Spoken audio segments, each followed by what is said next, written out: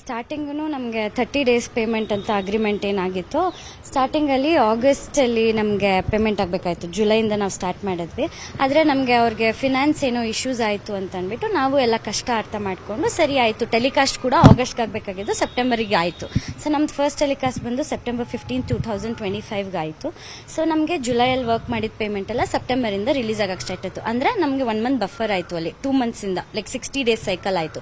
ಸರಿ ಅಂತ ನಾವು ಅಡ್ಜಸ್ಟ್ ಆಗಿಬಿಟ್ಟು ಸೆಪ್ಟೆಂಬರಿಂದ ಕರೆಕ್ಟ್ ಪೇಮೆಂಟ್ ಆಗ್ತಿದೆಯಲ್ಲ ಅಂತ ನಾವು ತಡ್ಕೊಂಡಿದ್ವಿ. ಬಟ್ ಇವ್ರದ್ದು ಸಡನ್ ಆಗಿ ಏನೋ ಇಶ್ಯೂ ಇಂದ ಈ ಪ್ರೊಡಕ್ಷನ್ ಹೌಸ್ನ ಕಿತ್ಬಿಟ್ಟು ಹೊಸ ಪ್ರೊಡಕ್ಷನ್ ಹೌಸ್ನ ತಂದಿದ್ದಾರೆ. The reason is unknown for me. ಯಾರೂ ಡಿಸ್ಕ್ಲೋಸ್ ಮಾಡಿಲ್ಲ ಆ ರೀಸನ್ನ, ಏನಕ್ಕೆ ಇವ್ರದ್ದನ್ನ ಚೇಂಜ್ ಮಾಡಿದ್ರು ಪ್ರೊಡಕ್ಷನ್ ಹೌಸ್ ಅಂತ. ನಮ್ಗೆ ಅವಾಗೂ ಬೇಜಾರಾಗಿತ್ತು ಯಾಕೆ ಚೇಂಜ್ ಮಾಡಿದ್ರು ಅಂತ. ನನಗೆ ಲಾಸ್ಟ್ ಪೇಮೆಂಟ್ ಆಗಿರೋದು ಜನವರಿ 25, ಅಂದರೆ ನನಗೆ ನವೆಂಬರ್ದು ಮಂತ್ದೇನು ಪೇಮೆಂಟ್ ಇದೆ ಅದು ಜನವರಿ 25 ಆಗಿದೆ. ಅದಾದ್ಮೇಲಿಂದ ಇವರು ಫೆಬ್ರವರಿ 25 ನೆಕ್ಸ್ಟ್ ಸೈಕಲ್ ಇತ್ತಲ್ಲ, they were suppose to pay me December ಮಂತ್ದು ಪೇಮೆಂಟು. ಆದರೆ ಅವಾಗ ಅವರಿಗೆ ಮ್ಯಾರೇಜ್ ಸೀಕ್ವೆನ್ಸ್ ನಡೀತು, ನಮಗೆ ಎಕ್ಸ್ಪೆನ್ಸಸ್ ಜಾಸ್ತಿ ಆಯಿತು, ನಮಗೆ ಕೊಡೋಕ್ಕಾಗ್ತಿಲ್ಲ ಅಂತ ಅಂದ್ಬಿಟ್ಟು ರಿಕ್ವೆಸ್ಟ್ ಮಾಡಿಕೊಂಡು 15 ಡೇಸ್ ಎಕ್ಸ್ಟೆಂಡ್ ಮಾಡಿಕೊಂಡ್ರು. ದಟ್ ಈಸ್ ಮಾರ್ಚ್ 10ಗೆ ಪೇ ಮಾಡ್ತೀನಿ ಅಂತ ಒಪ್ಕೊಂಡ್ರು.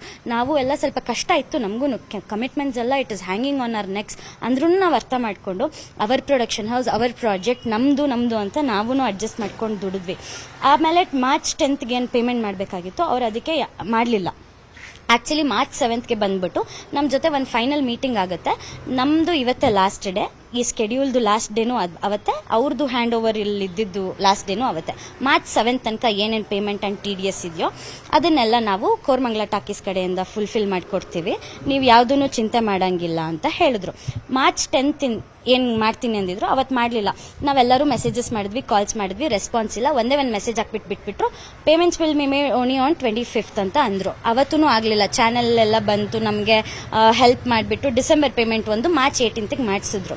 ಅದಾದಮೇಲೆ ನಮಗೆ ಪ್ರಾಮಿಸ್ ಡೇಟ್ಸ್ ಹೆಂಗಿತ್ತು ಅಂದರೆ ಏಪ್ರಿಲ್ 2ನೇ ತಾರೀಕಿಗೆ ಜಾನ್ವರಿದು ಮಾಡ್ತೀವಿ, ಏಪ್ರಿಲ್ 7ನೇ ತಾರೀಕಿನಿಂದ 10ನೇ ತಾರೀಕು ಫೆಬ್ರವರಿದು ಮಾಡ್ತೀವಿ, ಏಪ್ರಿಲ್ ಎಂಡ್ ಅಷ್ಟೊತ್ತಿಗೆ ನಿಮಗೆ ಮಾರ್ಚ್ ಏನೇನು ಪೆಂಡಿಂಗ್ ಇದೆಯೋ ಮಾಡ್ತೀವಿ ಅಂತ ಹೇಳಿದ್ರು.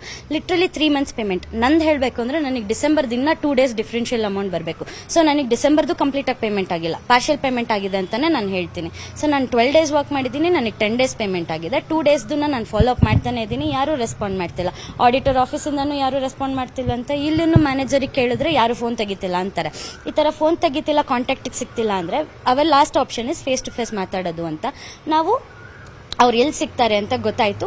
ಇನ್ನೊಂದು ನಡೀತಿದೆ ಅವ್ರು ಪ್ಯಾರಲಲ್ ಆಗಿ ಅದೇ ಚಾನಲ್ಗೆ ಇನ್ನೊಂದು ಸೀರಿಯಲ್ ನಡೀತಿದೆ, ಅಲ್ಲಿ ಅವ್ರು ಡೈರೆಕ್ಷನ್ ಮಾಡ್ತಿದ್ದಾರೆ ಅಂತ ಗೊತ್ತಾದಾಗ ವಿ ವೆಂಟ್ ದೇರ್ ಆ್ಯಂಡ್ ಪೊಲೈಟಾಗಿ ಕೇಳಿದ್ದೀವಿ. ಸ್ಟಾರ್ಟಿಂಗ್ 3/4 ಗಂಟೆ ಅವ್ರ ಹತ್ರ ಪೊಲೈಟ್ ಆಗೇನೆ, ಯಾಕೆ ಹಿಂಗೆ ಮಾಡ್ತಿದ್ದೀರಾ ಸರ್, 4 ತಿಂಗಳಿಂದ ನಮಗೆ ಕಷ್ಟ ಆಗ್ತಿದೆ, ಕಮಿಟ್ಮೆಂಟ್ಸ್ ಇದೆ, ಯಾವಾಗ ಕೊಡ್ತೀರಾ, ಆಪ್ಷನ್ ಕೊಟ್ವಿ, ನಮಗೆ ದುಡ್ಡಾದರೂ ಕೊಡಿ. ಅವ್ರಂದ್ರು ನಮ್ಮ ಹತ್ರ 10 ರೂಪಾಯಿ ಇಲ್ಲ ಇವಾಗ.